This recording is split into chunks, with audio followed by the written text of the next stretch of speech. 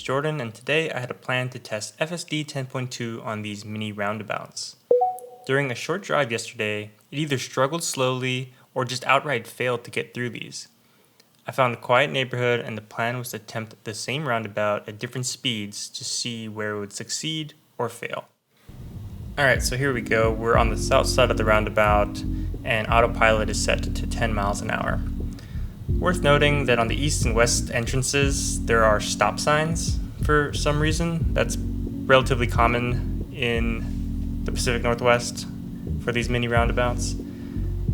Autopilot has no struggles at 10 miles an hour, which was completely surprising given that yesterday it either outright failed and prompted me to disengage, or would just stop at the entrance and move really slowly. We're now approaching the roundabout from the west side. Speed's irrelevant here since there is a stop sign, but I was just curious if it could make that left or the third exit.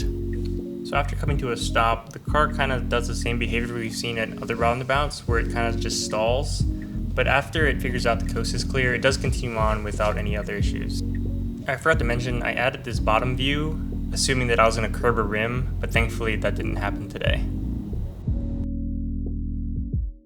Now we're approaching the roundabout from the north side, and I decided to try it at 11 miles an hour instead of 10 miles an hour to see if it would change anything, and the car just handles it perfectly.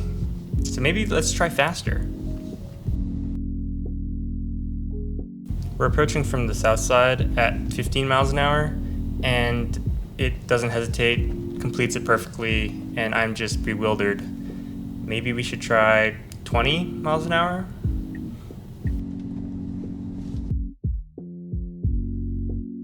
So here we're approaching at 20 miles an hour, and this time it does recognize that there's a roundabout ahead and does slow down to an appropriate speed to go around without any issues. So I'm wondering if maybe I'm just driving this route too much and it's stored somewhere in memory so that it doesn't have to remap the area, and that's why it's performing so well. So maybe in a future test I'll do roundabout once to avoid overfitting. This is our last approach from the south side, and we're approaching at 25 miles an hour.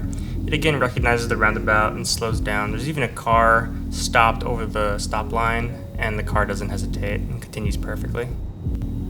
I had anticipated spending a lot more time testing the roundabouts at various speeds, but given that it didn't fail once, even at the speed limit, I decided just to drive home, maybe take a longer route, and drive some areas that I haven't driven with autopilot yet.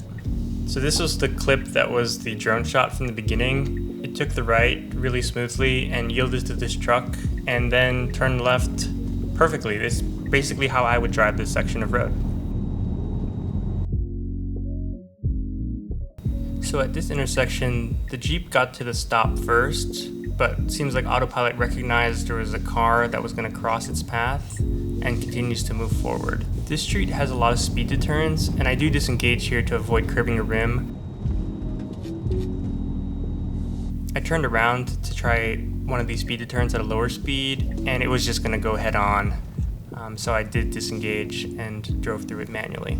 Don't think FSD is quite ready for those types of deterrents yet.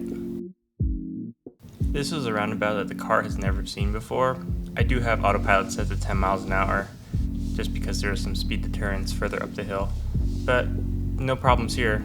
Autopilot navigates the roundabout and continues on perfectly. This is a pretty difficult right-hand turn at the bottom of the hill before heading into downtown Olympia. If you don't give yourself enough room on the left, there's basically no way to make the right turn without curbing a rim. I disengage here just because I know what's going to happen if I don't. And even here, I probably had enough room to make it, but had to reverse just to be extra careful.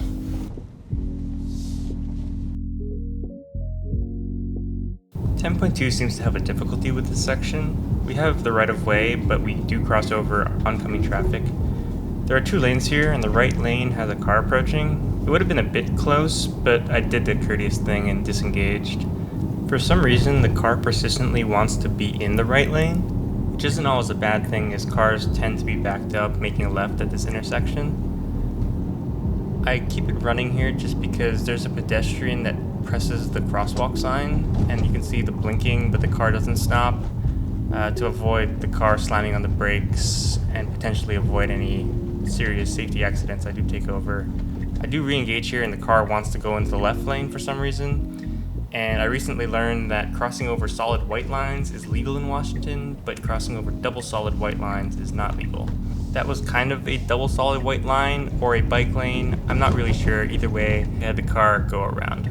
Also nice to see the car yield to the pedestrian. The reoccurring theme with 10.2 is it's really unsure when it's going to stop for a pedestrian or when it's not going to stop for a pedestrian.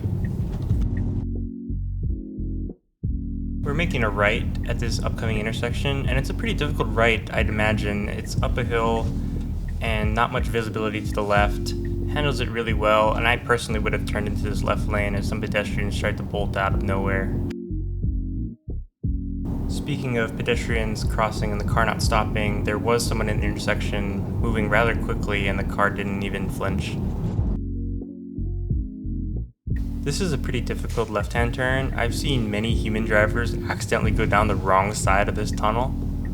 Autopilot wants to go into the right-hand lane, although there's a car in that lane. I do disengage here, be courteous, but if there was no car there, it probably would have been fine. This is a pretty interesting roundabout. The car enters with no hesitation, but goes around and misses the exit, but continues on. I thought it was pretty interesting. Kind of curious to see what it'll do. It does cross over, and then it crosses back, and then it wants to cross back over into the right lane. At this point, I use a signal indicator to cancel the lane change, and I'm just going to add a new point to the map and go a different way.